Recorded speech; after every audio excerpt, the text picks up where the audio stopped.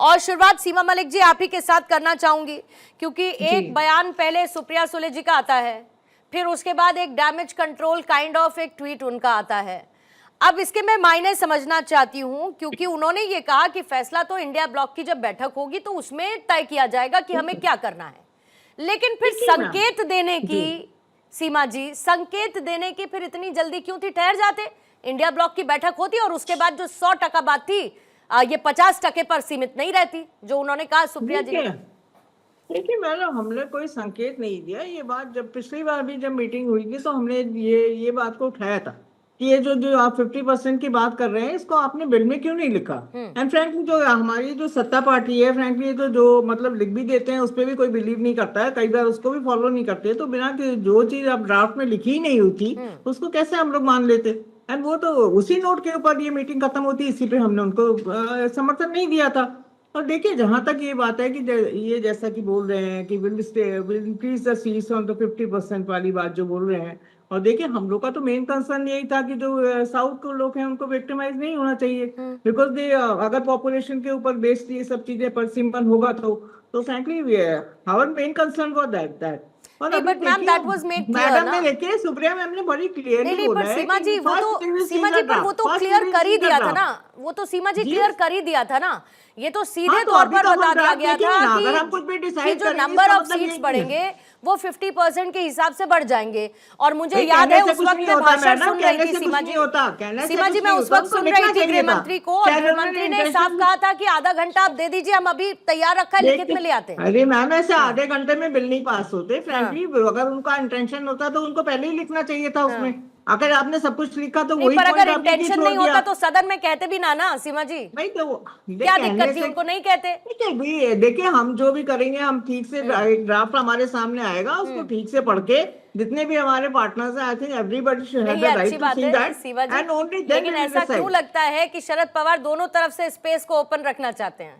देखिए, अपना mind open तो हमेशा ही रखना चाहिए, इसमें कोई बुरी बात की बात की मैंने। तो देखिए, हम केवल माइंड तो ओपन रखना चाहिए, मैं तो स्पेस की बात कर रही हूँ।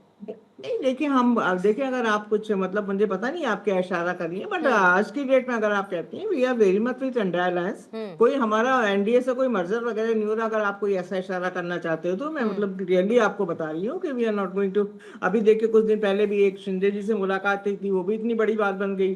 Just it was a courtesy meeting, उसमें हमने ये हो गया कि भाई ये तो ज्वाइन कर रहे हैं। तो देखिए, एक मैं आपको सीधी सी बात बताऊं, जो लोग बोलते हैं ना कि अगर आपके बारे में लोग बात कर रहे हैं, if you are in the news for the good reason से या बैड रीजन से, it means your political currency is strong, है ना। बात तो कर रहे हैं लोग आपके बारे में, तो देखिए ऐसी बातों का कोई तुक नहीं होता है कि मतलब मर्जर हो रहा है। जी, मैं आपकी बात मान लेती हूँ, मैं आपकी बात मान लेती हूँ, लेकिन इतना तो देखिए आप भी समझते हैं और हम भी समझते हैं कि राजनीति में संकेतों के बड़े मायने होते हैं।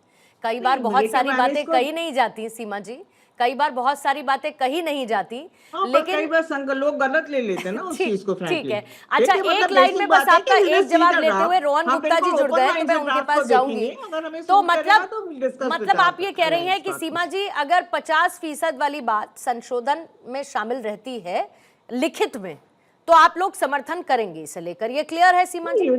We will discuss with our partners also. India alliance में हैं हम, तो ऐसा तो नहीं ना हम अपने आप ही अकेले कोई डिसीजन ले लेंगे। But I thought you must have discussed ma'am, क्योंकि उस बात को अब समय हो गया, सामने अब सत्र आने वाला है। पहले आए तो आने तो दीजिए मैम, तारीख आ गई मैम, तो इनके पास 2/3 ठीक है, तारीखें आ गई हैं चल रहा है, पहले और सरकार डेफिनेटली इसको पुश करेगी। रोहन गुप्ता साहब, कैसे देखते हैं जो एनसीपी शरद गुट की तरफ से संकेत मिले?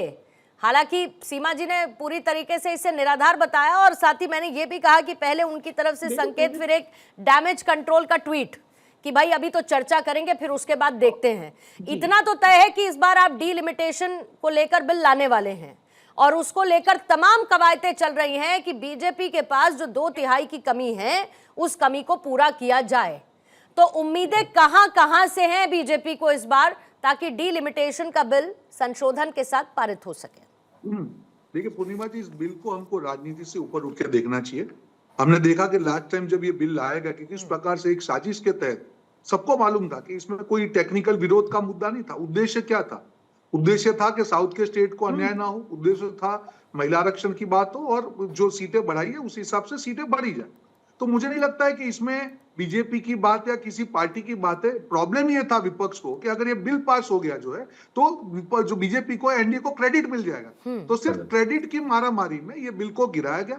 आज हमारी नीति है जो हमने प्रॉमिस किया था, महिला आरक्षण की बात हो या साउथ के इंडिया का प्रोपोर्शनल ना घटे वो याद हो या सेंसस के हिसाब से सीटें बढ़ाने की बात हो, हम तो हमारा एजेंडा है, हमारा वादा पूरा करेंगे। जो भी दल इसमें जुड़ना चाहेंगे, जो साजिश के शहद या जो मानसिकता के ओछी मानसिकता के तहत लास्ट टाइम नहीं जुड़े थे, हमको विश्वास है सबको समझ में आएगा कि ये बिल देश के लिए महत्वपूर्ण है, राजनीति से ऊपर उठ के देखने की जरूरत है। इस एजेंडा में जो भी साथी आएंगे उनका स्वागत करेंगे। नहीं, राजनीति से ऊपर उठ के देखने की जरूरत तो है रोहन गुप्ता जी, लेकिन जब तक उन्हीं राजनीतिक दलों से आपको आंकड़ा नहीं मिलेगा, समर्थन नहीं मिलेगा, तब तक इस बिल को आप पारित नहीं करा पाइएगा। और अगर आपके पास वो नंबर गेम पहले होता तो ये तो पहले ही पास हो जाता ना। अटका इसीलिए क्योंकि 2/3 का आंकड़ा नहीं था। मैंने वही पूछा आपसे कि अभी पिछले कुछ दिनों में हमने बहुत सारे डेवलपमेंट देखे, फिर चाहे टीएमसी हो या बाकी पार्टीज हो, कंटिन्यूअसली आप लोग इस बात की कोशिश में हैं कि हमारे पास 2/3 का आंकड़ा होना चाहिए। इसीलिए मैंने पूछा, शरद पवार अहम है ना आपके लिए इसमें? हर व्यक्ति अहम है, शरद पवार जी अहम है। जो भी पार्टी जानती है कि हाँ महिला आरक्षण देश के लिए जरूरी, क्योंकि मैसेज तो देश को जाएगा। यही मैं कर रही हूँ। दलगीत राजनीति का मुद्दा नहीं है पूर्णिमा जी, ये कोई एनडीए या कांग्रेस या यूपी या एनडीए की बात नहीं है, ये महिला आरक्षण की बात है। ये बात है साउथ के स्टेट को रिप्रेजेंटेशन की, ये बात है नए सेंसस के अमल की। अब लगता है जिस पार्टियों को कि दलगत राजनीति के पॉलिटिक्स से ऊपर उठ के हमको इस एजेंडा में साथ में जाना चाहेंगे, जनता देख रही है। उसके बाद चुनाव हुए, क्या हाल हुआ इनका? आज महिला आरक्षण बिल को उड़ाने के बाद में आज यूपीए का क्या हाल हुआ सबके सामने है, कि मुझे बोलने की जरूरत नहीं है जी। उद्देश्य देखा जाना चाहिए, नियति देखनी चाहिए। और मुझे नहीं लगता है कि ये कोई भी बिल ऐसा है कि जहां पे राजनीति के चलते औची राजनीति करके इस बिल को गिराने का जो पाप किया है, मुझे लगता है कि उसका प्रायश्चित इन सबको करना पड़ेगा। ठीक है गुप्ता साहब, फिर घुमाकर पूछ लेती हूँ सवाल। बिहाइंड द डोर्स मीटिंग में कहां तक पहुंचा आपका जादुई आंकड़ा 2/3 का? देखिए पूर्णिमा जी, मुझे लगता है कि बिहाइंड द डोर क्या बात होती है उसमें आपकी चैनल मेरे से ज्यादा स्पीड में है, तो मैं आपकी चैनल पे रिलाई करूंगा मेरे सोर्सेज से ज्यादा। तो ये सवाल मैं आपको पूछूंगा, बट बिहाइंड द डोर की बात हो या नंबर्स की बात हो, तो मैं ऑथेंटिक मानूंगी, हम कहेंगे तो आप कह देंगे आपके सूत्र गलत है। ना बिल्कुल नहीं, मैं तो आपको हमेशा ऑथेंटिक मानता हूं मैडम, कोई सवाल ही नहीं, आप लोग अच्छा काम करते हैं। मुद्दा सिर्फ ये है, देखिए हमने अगर हम बिल लेके आते हैं तो हमारा एजेंडा है, तो हम तो रीच आउट करेंगे। मालूम है 2/3 जो है मेजोरिटी एनडीए की नहीं, तो obviously will reach out to each and every party. हम हमारा एजेंडा एक्सप्लेन करेंगे और जो भी जुड़ेंगे उनका स्वागत, ये तो देश के लिए है, ये तो दलगत राजनीति से ऊपर होना चाहिए। ठीक है,